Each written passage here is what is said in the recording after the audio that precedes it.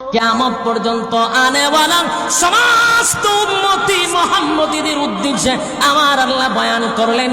যুবকেরা শুন, যে আল্লাহ পৃথিবী বানাইল, যে আল্লাহ দুনিয়া বানাইল, পরকাল বানাইল, যে যেটার মালিক, সেই মালিকে বলতেছে দুনিয়া কোনো শান্তির জায়গা নয়, দুনিয়া চিরস্থায়ী নয়, দুনিয়ার নিয়ামত কোনো নিয়ামত নয়, এর থেকে কোটি গুণ নিয়ামত আমি আল্লাহ তোর জন্য পরকালে রাখছি।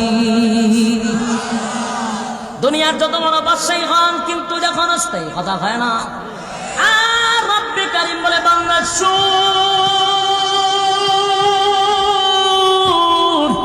কোন রকম একটা জান্নাতি যদি জান্নাতে যায় রে, আমি আল্লাহ তার একটা রাজত্ব দিব। এই রাজত্বটা হবে এই পৃথিবীর 10টা পৃথিবীর সমান। জুড়ে কোন সমান? একটা জবান বন্ধ রাখবেন, আল্লাহু আকবার।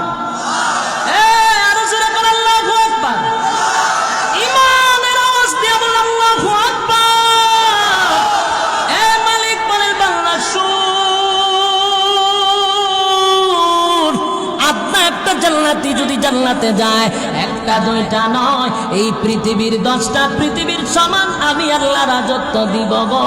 আর এমন রাজত্ব দিব, যেই রাজত্ব পাওয়ার পরে আর কোনোদিন রাজত্ব যাবে না। আমেরিকার প্রেসিডেন্ট কি দুনিয়াতে সব সময় একজনই থাকে না? 10 বছর পরে পরে পাল্টায়। যদিও বাংলাদেশ ভিন্ন, কারণ বাংলাদেশ 15 বছরও যায় না। কথা বলেন না দি, বাংলাদেশের তো ভিন্ন।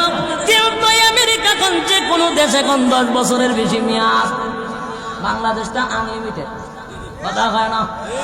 তাহলে আল্লাহ বলেন চিরস্থায়ী নয়, চিরস্থায়ী নয়, কিন্তু জান্নাতের ভিতরে রাজত্ব দিব, কোনোদিন যাবে না, কোনোদিন যাবে না, সিনায়া নিব না, একক রাজত্ব দিব, আর কোনোদিন রাজত্ব যাবে না। 2 নাম্বার হলো, দুনিয়াতে রাজত্ব পাইলো মরণ আছে না নাই? আল্লাহ রাব্বুল আলামিন বলে, বাংলা শুন, সবচেয়ে বড় সুসংবাদ, সবচেয়ে বড় সুসংবাদ হলো পরকালে রাজত্ব দিব।